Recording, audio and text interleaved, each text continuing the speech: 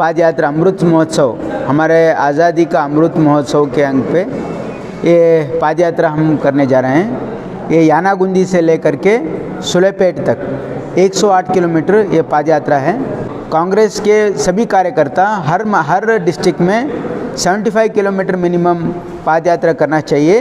ये जो 8 साल ये मोदी सरकार का जो फेलियर्स है और ये स्टेट गवर्नमेंट का ये जो करप्शन है, इनका जो लैक ऑफ एडमिनिस्ट्रेशन है, जो लॉ एंड ऑर्डर का सिचुएशन जो कोलैप्स हुआ है, इसके बारे में भी लोगों में अवेयरनेस लाने के लिए ये पादयात्रा कर रहे हैं। कल सेडम गुलबर्गा जिला के सेडम मतक क्षेत्र में पादयात्रा अमृत महोत्सव, हमारे आज़ादी का अमृत महोत्सव के अंग पे ये पादयात्रा हम करने जा रहे हैं। ये यानागुंदी से लेकर के सुलेपेट तक 108 किलोमीटर ये पादयात्रा है। इसका मुख्य उद्देश्य, ये जो अमृत महोत्सव का ये पादयात्रा का उद्देश्य ये है कि कांग्रेस पार्टी देश भर, सोनिया गांधी जी का ये जो कॉल है कि देश भर ये अमृत महोत्सव पे कांग्रेस के सभी कार्यकर्ता हर डिस्ट्रिक्ट में 75 किलोमीटर मिनिमम पादयात्रा करना चाहिए। इस पादयात्रा का संदेश हमारा कांग्रेस पार्टी का जो देन है, ये आज़ादी की लड़ाई में जो कांग्रेस पार्टी का देन है, उसका जो त्याग है, बलिदान है, और ये इंडिपेंडेंस के बाद, आज़ादी के बाद कांग्रेस पार्टी ये 75 सालों में 55 साल कांग्रेस पार्टी का हुकूमत रहा है, पंडित जवाहरलाल नेहरू से लेकर के मनमोहन सिंह तक। इस 55 साल में जो कांग्रेस पार्टी का जो देन है, जो कांग्रेस पार्टी का जो साधना है, कांग्रेस पार्टी इस देश के जो गरीबों के लिए जो काम किए हैं, कानून बनाए हैं, कार्यक्रम दिए हैं, प्रोग्राम्स दिए हैं, इसके बारे में लोगों में जागृति पैदा करना है, अवेयरनेस लाना है, ये इसका। और साथ ही साथ ये जो 8 साल ये मोदी सरकार का जो फेलियर्स है और ये स्टेट गवर्नमेंट का ये जो करप्शन है, इनका जो लैक ऑफ एडमिनिस्ट्रेशन है, जो लॉ एंड ऑर्डर का सिचुएशन जो कोलैप्स हुआ है, इसके बारे में भी लोगों में अवेयरनेस लाने के लिए ये पादयात्रा कर रहे हैं। ये हमारे मतक क्षेत्र में 108 किलोमीटर कर रहे हैं, सेडम से सुलेपेट तक। ये 37 विलेजेस में जाता है और जहाँ पे रात होती है वहाँ पे नाइट हॉल्ट है। ये 9 दिन का ये पादयात्रा है। सर, आपकी और कौन-कौन आपकी टीम में है? नहीं, हमारे टीम में देखिए, ये गुलबर्गा डिस्ट्रिक्ट में हर कॉन्स्टिट्यूंसी में हम ये कर रहे हैं। तो पहला दिन जो कल इनॉग्रेशन होगा, उसके पूरे डिस्ट्रिक्ट के पूरे नेता आ रहे हैं। उसके बाद हम कॉन्स्टिट्यूंसी वाले करते हैं, क्योंकि हर लीडर अपना अपना कॉन्स्टिट्यूंसी में पादयात्रा करना है। तो जो कल का जो इनॉग्रेशन है, पहला कर रहे हैं हम पूरा एंटायर ये कल्याण कर्नाटक में जो पहला सेडम में हो रहा है। तो हम ये कल इनॉग्रेशन के लिए सभी आएंगे। ईश्वर खंडरे जी आएंगे, यहाँ पे प्रियांक आएंगे, अजय सिंह आएंगे, खनीश फातिमा जी आएंगे, और दक्षिणापुर जाएंगे, BR पाटिल, MY पाटिल, सुभाष राव, सब लोग आएंगे, हमारे जिला अध्यक्ष आएंगे, सब लोग हमारे डिस्ट्रिक्ट के। कितने दिन का है सर पूरा ये? 9 दिन का है, फर्स्ट फेज़ का है वो। हमारा ये जो प्रोग्राम है, हर गांव को पहुंचने का हम पादयात्रा एक प्लान किए हैं। ये फर्स्ट फेज़ में ये 108 किलोमीटर, ये 37 विलेजेस कवर करते हैं। ये 9 दिन का प्रोग्राम है। सर, ऐसा तो नहीं कि बीजेपी ने कॉल दिया है हर घर तिरंगा, उसके जवाब में कांग्रेस ने? नहीं, देखिए, बीजेपी का सिर्फ स्लोगन है, हम तो उसको कार्य रूप में, हमारा ये AICC का डिसीजन है। हमारे जो चिंतन शिविर हुआ था उदयपुर में, वहाँ पे ये निर्णय लिया गया कि हमारे अमृत महोत्सव जो है, देश की जो आज़ादी का जो अमृत महोत्सव है, ये बहुत बड़ा इवेंट है कांग्रेस पार्टी के लिए। इसलिए क्योंकि कांग्रेस पार्टी ये जो देन है, ये जो हमारे फ्रीडम स्ट्रगल में, क्योंकि फ्रीडम स्ट्रगल का हिस्ट्री और कांग्रेस पार्टी का हिस्ट्री सेम है। तो हमारा जो यहाँ पे त्याग बलिदान रहा है हमारे लीडरों का, जो पंडित जवाहरलाल नेहरू 10 साल जेल में रहे हैं, हमारे महात्मा गांधी जी, उनको 10 साल कन्विक्शन हुआ था, लेकिन तकरीबन 6-7 साल उन्होंने भी जेल में रहे हैं। तो बहुत सारे नेता सालों जेल में रह करके, बहुत लोग अपने जान गंवा करके ये हमको आज़ादी दिलाए हैं। और हमारे आज़ादी के बाद यहाँ पे जो फेडरल स्ट्रक्चर है, ये जो डेमोक्रेसी है, ये जो डॉक्टर बाबा साहब अम्बेडकर दिए हैं जो कॉन्स्टिट्यूशन है, ये कांग्रेस पार्टी का देन है। इसका हम लोगों में, क्योंकि अब ऐसा माहौल, बीजेपी ऐसा माहौल क्रिएट करने की कोशिश कर रही है कि यही लोग देशभक्त, अरे ये तो फ्रीडम स्ट्रगल में बीजेपी के साथ दिए हैं। बीजेपी वाले, ये जो जनसंघी थे वो ब्रिटिशर के साथ थे।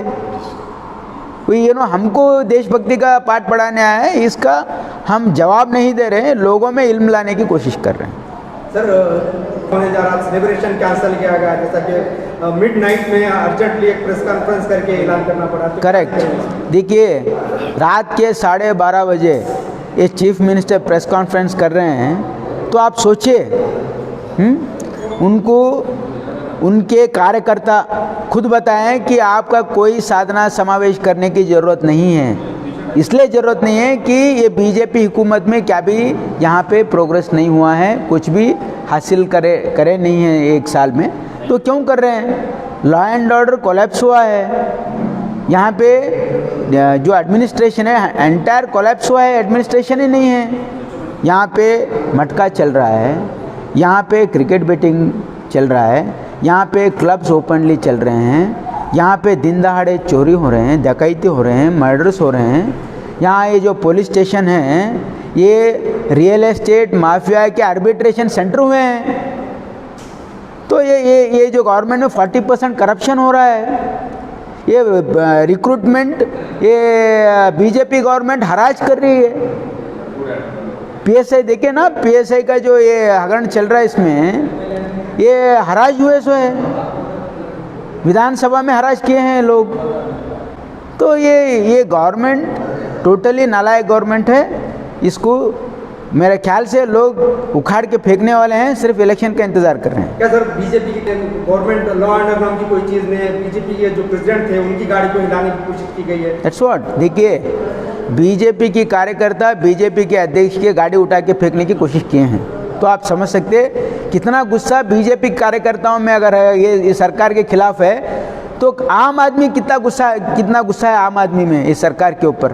क्योंकि महंगाई बढ़ रही है, लॉ एंड ऑर्डर कोलैप्स है, हमारे फार्मर्स को यहाँ पे फर्टिलाइज़र नहीं मिल रहे हैं, तो इस सरकार से किसको भी फ़ायदा नहीं है, इसलिए ये सब हो रहा है। सर, सोनिया गांधी के ऊपर पूछताछ अभी चल रही है, कल भी 3 दिन चली है। देखिए, वो लोग विधानता है, देखिए पॉलिटिकल वेंडाटा ही है।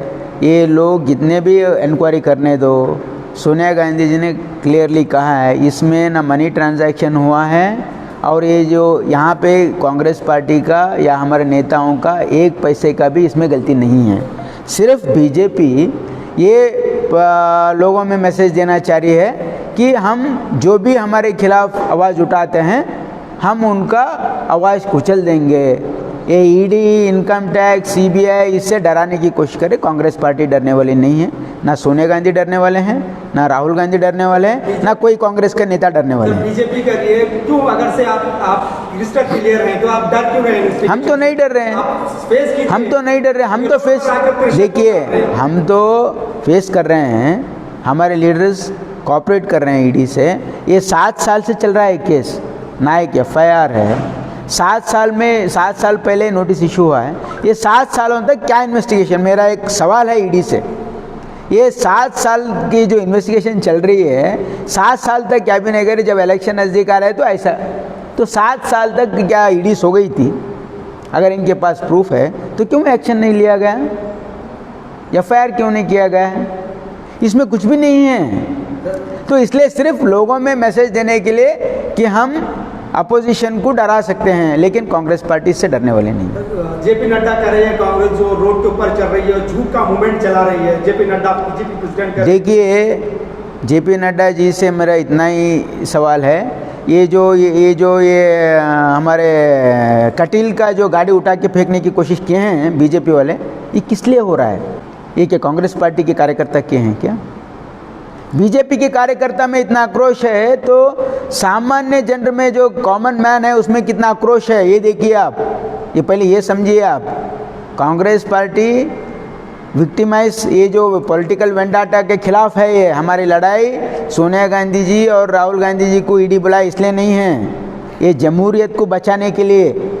ये जो हमारे इंस्टीट्यूशंस है, ये निष्पक्षपात काम करने देना चाहिए। सेंट्रल गवर्नमेंट का हस्तक्षेप है, ईडी इंडिपेंडेंटली काम नहीं कर रही है, ये अमित शाह के कठपुतली बन के काम कर रही है ना, जो अपोजिशन को डराने के लिए। इसके खिलाफ है हमारे आक्रोश है। ये हमारे डेमोक्रेटिक इंस्टीट्यूशन को बचाने के लिए है, ये जमहूरियत बचाने के लिए है। Thank you for watching Gulbarga Times. For daily updates, subscribe our channel.